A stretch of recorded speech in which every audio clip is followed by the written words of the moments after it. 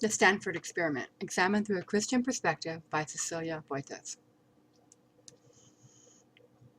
The Stanford Experiment is the brainchild of Philip Zimbardo. He chose 24 male college students to participate in his experiment.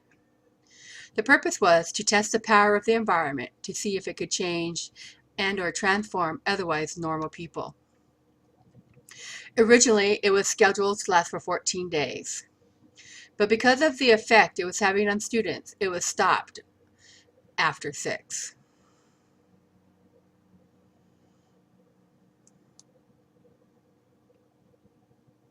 And when we released the first president, 8612, we brought in a substitute, but he came in halfway through. And what's interesting is, day by day, as the situation degraded, we all adjusted to it. That each day's level of violence and abuse was a platform for the next day. But he comes in now and he's seeing these crazy things going on. He says right up front, I'm not having any of this. And they told him, you can't leave. They won't let you leave, which we never said. In fact, 8612 was the one who told him, they won't let you out. And so he says, I'm going to go on a hunger strike. I'm not going to eat anything. I'll get sick and they'll have to let me go. And he's a skinny kid to begin with. And the guards go crazy because he's now the symbol of resistance. All the other kids are broken. If they're not having emotional breakdowns, they're like zombies. They're doing what we want to. And for the next 2 days, every guard on every shift, their mission is get this prisoner, eat those damn sausages. They put him in solitary confinement to make him hold the sausages.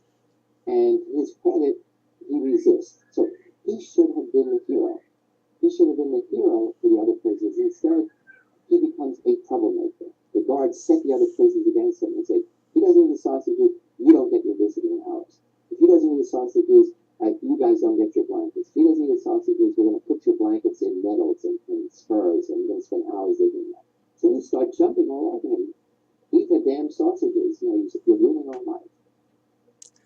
What Zimbardo's experiment revealed was that given the right circumstances, normal individuals could change or adapt to their environment, even if it meant turning on their peers. As Zimbardo was explaining how easy it was for him and the others to get caught up in the situation, it reminded me of the many ways in history that society has done the same. There is no greater example of this than the crucifixion of Jesus Christ. Exodus 23:2 says, "You must not follow the crowd in wrongdoing. When you are called to testify in a dispute, do not be swayed by the crowd to twist justice." The people of Israel could have saved Jesus from death. Pontius Pilate knew that Jesus was innocent, but he had given in to the political pressure to have him arrested. He didn't want Jesus' blood on his hands, so he let the crowd decide. He gave them the chance to save Jesus, but they did not. By allowing the crowds to make the decision, Pilate felt as though he was blameless. This is just how one of the guards felt when he was asked why he made the prisoners do those unethical things.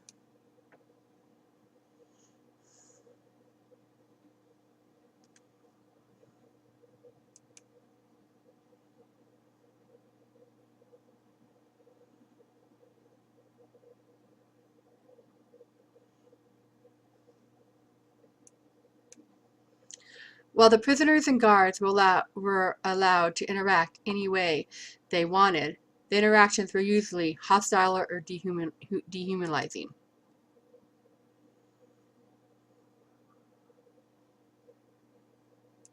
Everything, that's fine. No one said, Carmen, you can't say those things to me. Those things are sex. Nobody said that. They put something last night. I said, you know, you're going to tell that man in the face he's just killing the earth. And they'd do it without question. They'd be protected without question. They'd sit in a hole. They'd abuse each other. And then they're supposed to have a little, they're supposed to be together as a unit in jail. But they're abusing each other because I affected them. And no one touched them. I tell you.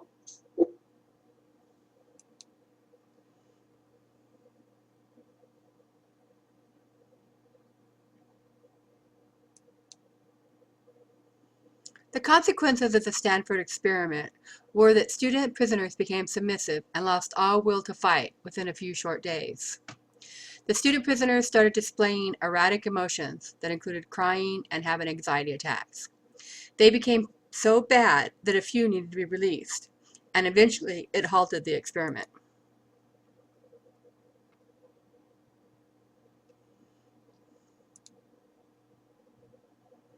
I mean, the present tense, the foreign tense, how does it harm you? How does it harm you? Just the thing that many people can do? Yeah, it let me in on some knowledge that I've never experienced firsthand. I've read about it, I've read a lot about it, but I've never experienced it firsthand. I've never seen someone turn that way. And I knew you're a nice guy, you know? You understand? I do. I do know you're a nice guy. The irony of it is that all 24 subjects were undergraduate students with relatively good, healthy mental backgrounds. The only difference between what role each student was assigned was a flip of a coin. However, in a short time, these roles were established. The guards assumed roles of authority, while the prisoners became less submissive. Just as a student submitted to the guards, it is Jesus' hope that we would submit our lives to him. By giving him the authority rule in our lives and being submissive, we can ultimately have everlasting life with him. The prisoners hopefully learned to stand up for what they believed was right and not to be afraid to go against the crowd. There were only a few people who were able to resist the temptation of power that day. This documentary shows that society can get caught up in the moment. It can become followers. Many of my peers say that they don't see themselves going along with the experiment, that they believe that they would be the one to say, this is enough, you need to stop. However, there are many instances in history that prove them wrong. It started thousands of years ago when Eve ate the apple and then Adam followed.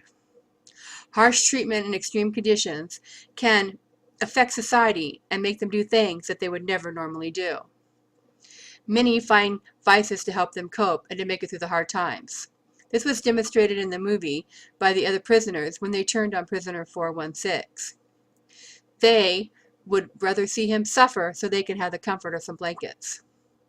Christians use God's promises to see them through tough times, while others might use worldly devices like alcohol and or drugs.